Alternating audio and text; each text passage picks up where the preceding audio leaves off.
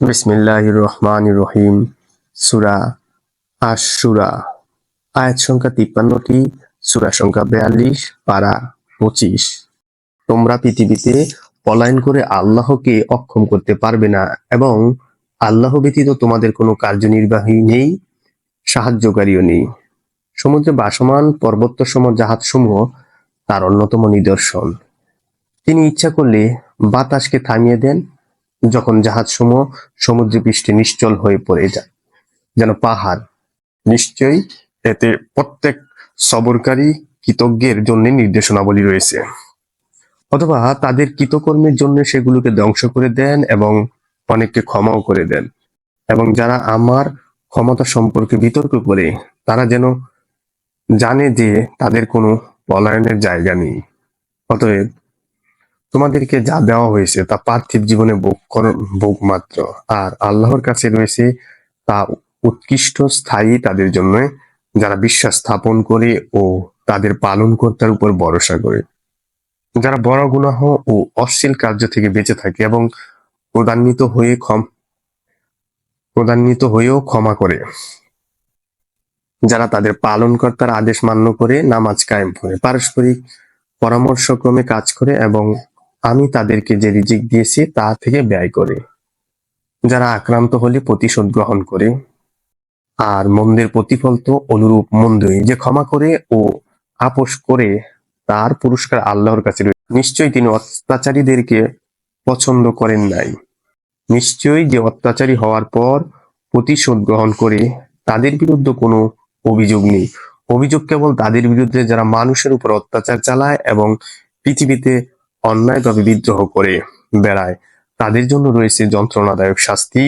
অবশ্যই যে সবর করে ও ক্ষমা করে, নিশ্চয়ই এটা সাহসিকতার কাজ। আল্লাহ যাকে পথভ্রষ্ট করেন তার জন্য তিনি ব্যতীত কোনো কার্যনির্বাহী নেই।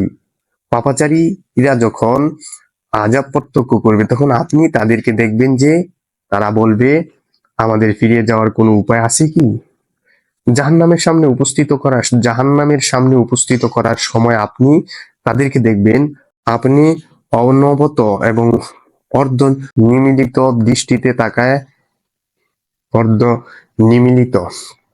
দৃষ্টিতে তাকায়। মুমিনরা বলবে, কিয়ামতের দিন ক্ষতিগ্রস্ত তারাই যারা নিজেদের ও তাদের পরিবার পরিজনের ক্ষতি সাধন করেছে।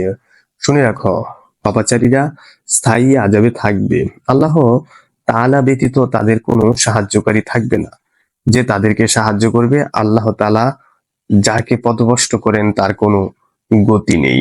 আল্লাহ তাআলার পক্ষ থেকে অসম্ভাবী দিবস আসার পূর্বে তোমরা তোমাদের পালনকর্তার আদেশ মান্য করো, যেদিন তোমাদের কোনো আশ্রয়স্থল থাকবে না এবং তা নিরোধকারী কেউ থাকবে না।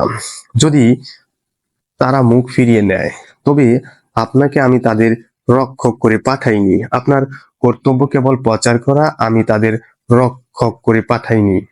আপনার কর্তব্য কেবল প্রচার করা।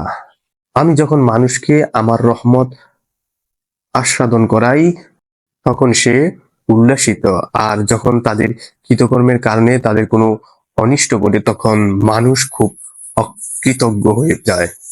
নবমণ্ডল ও ভূমণ্ডলের রাজত্ব আল্লাহ তাআলারই। তিনি যা ইচ্ছা সৃষ্টি করেন, যাকে ইচ্ছা কন্যা সন্তান, যাকে ইচ্ছা পুত্র সন্তান দান করেন, অথবা তাদেরকে দান করেন পুত্র ও কন্যা উভয়, এবং যাকে ইচ্ছা বন্ধ্যা করে দেন।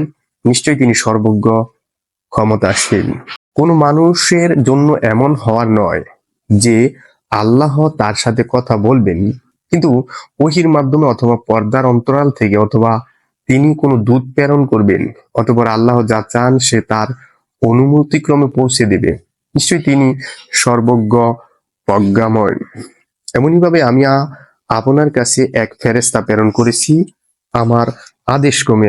আপনি জানতেন না কিতাব কি এবং ঈমান কি, কিন্তু আমি একে করেছি নূর, যদ্বারা আমি আমার বান্দাদের মধ্য থেকে যাকে ইচ্ছা পথ প্রদর্শন করি। নিশ্চয়ই আপনি সরল পথ প্রদর্শন করেন।